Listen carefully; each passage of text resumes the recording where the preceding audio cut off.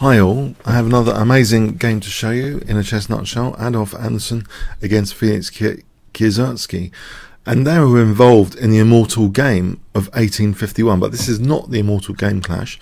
They've actually played quite a few times. In this game, let's have a look at this game. It's a very interesting game nevertheless, same year as the immortal game. E4 from Adolf Anderssen, we have E5, we have a King's Gambit. So the romantic era of chess, loved this opening. Bishop C4, not Knight F3, inviting Queen H4 check, and that's used, King F1. B5, Bishop takes B5, Knight F6. So quite often this helps fianchetto, but also sometimes C6 and D5 is useful. An interesting kind of counter gambit. We have Knight F3 hitting the queen drops to H6, Knight C3, now C6, Bishop C4, and now D6, D4, and here black plays actually Knight H5. So it seems as though black is threatening Knight G3 check here, and this next move seems to be to parry this. Actually, technically, in this position, there's a lot of resources for white, varying from strange to amazing. For example, let me just show you A4. This is under modern engine scrutiny of this whole Knight G3.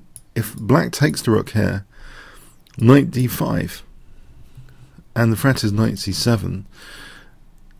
What does black actually do here with the knight trapped over there? For example, this is slightly better for white, but even better, that's just a token move idea with the Knight D5 in mind.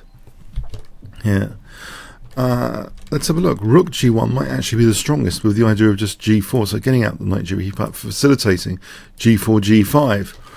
This looks very dangerous for black. You know, for example, like this, G4 and G5. If check, the queen is liable to be trapped here, for example, like this, and then Bishop D2 for Bishop E1. It's a very precarious spot for the queen, so if black takes, we try and win the queen, or at least win material trying to get the queen. So yeah, there's Rook G1, there's A4, there's even D5 in response, believe it or not here.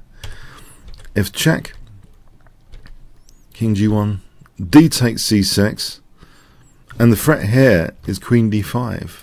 So for example, Knight takes C6, Queen D5. It's actually a really dangerous position for black here. You know, it's not the end of the story. It seems to be like start of the story. White's actually a lot better in this position. Doesn't matter what black does. You know, if Bishop E7, C7, and then say here, then there's Bishop D5. You know, it's just a very, very dangerous position. If we play Bishop E6, again C7 is very good. If Knight D7, Bishop A6, yeah, what's happening on the queen side is very significant when once the knight gobbles on H1. So okay, but it was perceived as a threat, basically, Knight G3, and addressed with Knight E2. Bishop E7 was played. Now E5, D5, Bishop D3, black castles, and now Rook G1. So that idea seems to have popped up here, that G4, because of that pinned pawn, is dangerous. Black plays G5 here, and that gives also the knight, as well as supporting F4, it gives the knight G7. We have now a move which is curious, King E1, trying to make use of the G file, but putting the king maybe potentially in a safer spot. In fact, probably it was best to play G4 immediately anyway, just G4 in this position. Looks to give white a good edge, but after King E1, this was black's chance to potentially get a good position. G4, for example, looks quite good, for example like this. Technically, yeah, G4 here is a bit awkward. We have F6 being played. No, G3, and that G file looks a little bit on the dangerous side. f takes. This is another opportunity for black though. After this move g3, there's a kind of weakness of the last move. If black simply went for that weakness of the last move, it's almost like an improvement on the game, just to hit f3 here. This is extremely dangerous. For example, knight takes, queen takes, here, queen g7, black's better. It just seems very, very dangerous after bishop g4. But anyway, f takes is played, and now bishop g4 here, it's quite a lot different in this position. Quite a lot different. Because now there's an amazing resource that Adolf Anderssen finds, making use of the g-file and trying to tap into that queen on h6. Can you guess, if I give you 5 seconds starting from now, what does white play?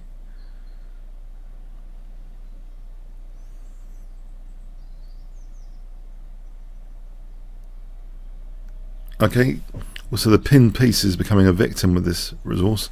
Knight takes g5, so there's a threat now of queen takes g4 if white had another move. So that's not working because of queen takes g4, for example. The queen sack is accepted, and what's the point? Actually, the point here is very interesting. Knight f5 was played. This move does get white an advantage, but even stronger, believe it or not, white's got actually a very dangerous position here, even stronger as knight e6. And in all variations, white ends up better here. So that attacks the queen. Discovers that attacking on the queen. If, for example, knight f4, then there's check. And here, bishop takes f4, just not even taking the queen here, just bishop takes f4. And rook takes d1. And black's still ending up losing more and more material here. It's just so dangerous, this particular position with the rook and bishop attacked. For example, like this, white's clearly better. It's getting a load of material.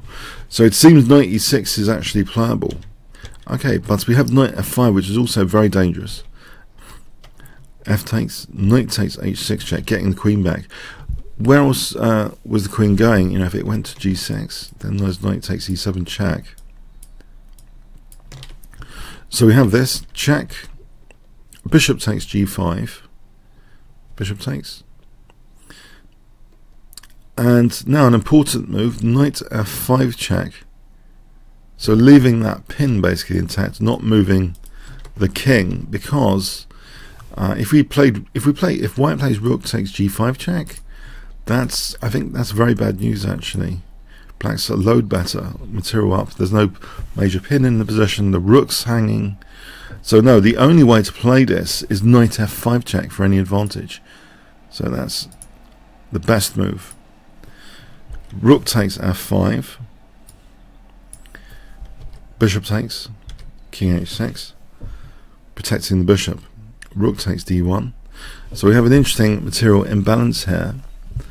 Knight a6, rook d3. Dual purpose might be on this side of the board, or on this side to pin this knight, another nasty pin, which is exacerbated because there's a rook on g1, so if the king escapes, it's going into another pin. Rook f8, bishop g4 with the threat now of rook h3. We have rook f4, trying to address that quite quickly. If knight f4, this is interesting for white, this position. Now here, not rook takes a7 because there's knight b5, but rook c3 is good for white, hitting c6. For example, like this, it should end up better for white. Okay, so there's an interesting line there with knight f4, but in fact, rook f4 was played. We have rook h3, trying to exploit that pin. Check, check, check. And the king actually now has to make a brave decision. If the king goes to d1, then d4, dropping off with check, is not particularly good for white at all, actually. It went to d3, king d1 takes, check, check, takes for that tactic, knight f4. It starts to get nasty.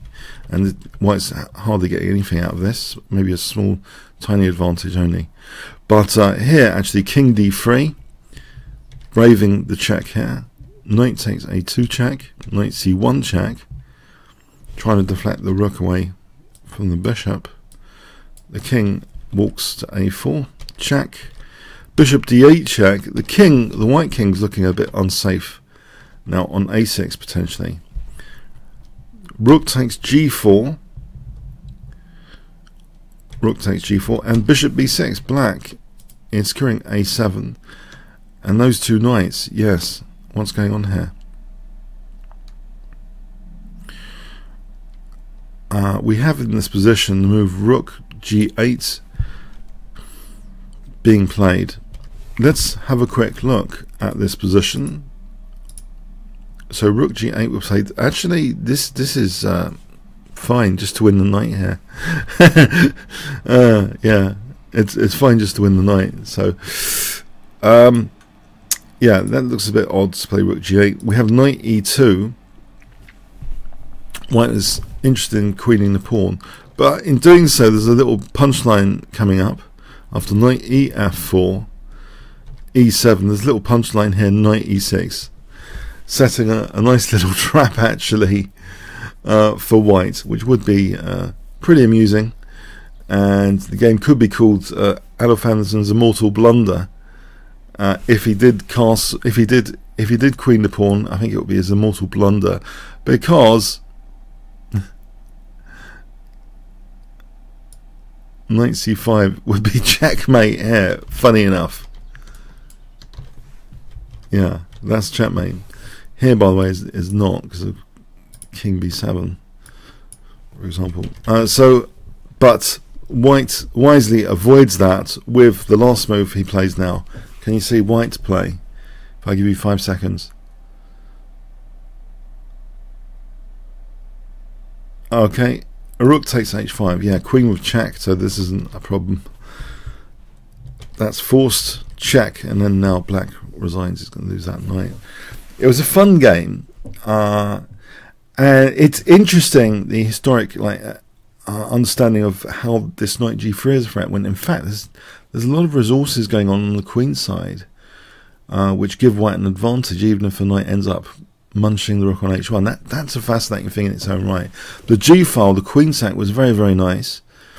King e1 was bordering on, yeah, just giving black the game with a weakness of the last move, bishop g4. So some accurate play could have actually knocked white out. It's not a particularly stable opening for white. Clearly the king's gambit, not the soundest.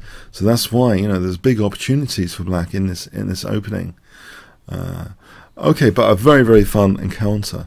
And in fact, what might be not so well known is the Immortal game. Although Anton really, you know, crushed Kieseritzky, overall their track record against each other, according to ChessGames.com, Kieseritzky had an overall winning match score against Anderssen. So he's one of the great players of the time. Kieseritzky just seems to be on the glamorous receiving ends a lot of the time. Okay, comments, questions, likes appreciated. Thanks very much.